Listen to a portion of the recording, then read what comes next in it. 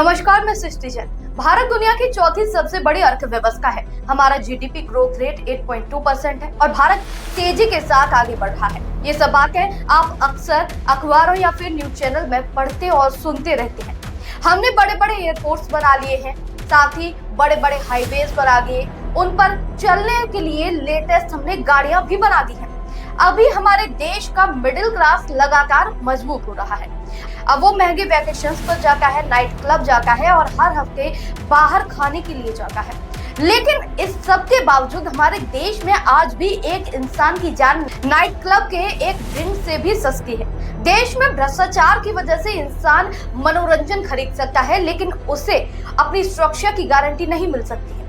क्या आप जानते हैं कि हमारे देश में नए आतंकवाद का नाम है आग और शनिवार।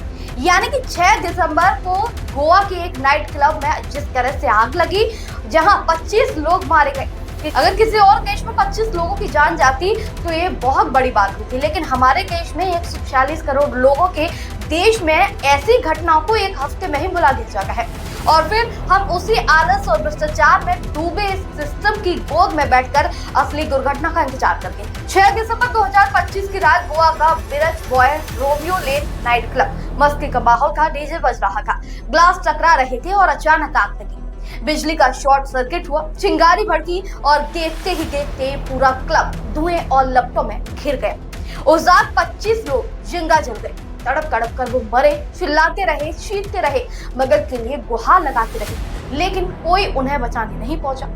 कुछ को अभी 20-22 साल के थे, किसी का बर्थडे था तो कोई पहली बार गोवा ट्रिप पर आया था, किसी ने गर्लफ्रेंड को सरप्राइज दिया था, सब खत्म हो गया। लेकिन असली आग तो नाइट क्लब में नहीं, हमारे सिस्टम में लगी है। उस क्लब में लगी है जहां फायर अलार्म तक नहीं था, वेंटिलेशन नहीं था और सबसे हैरान करने वाली बात कि इमरजेंसी एग्जिट भी नहीं था।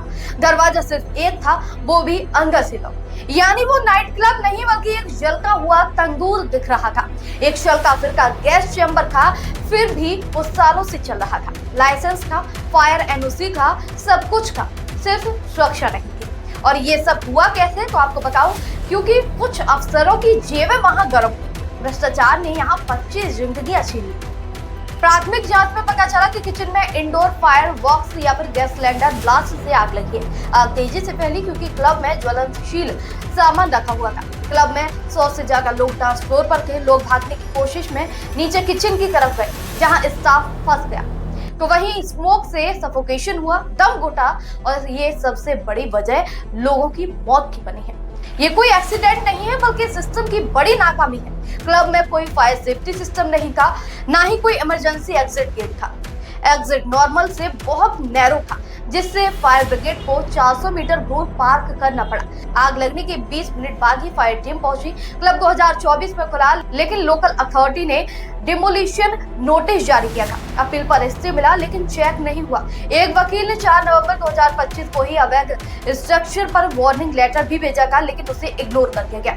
वीकेंड पार्टी में 100 से ज्यादा लोग थे, लेकिन कैपेसिटी से ज्यादा।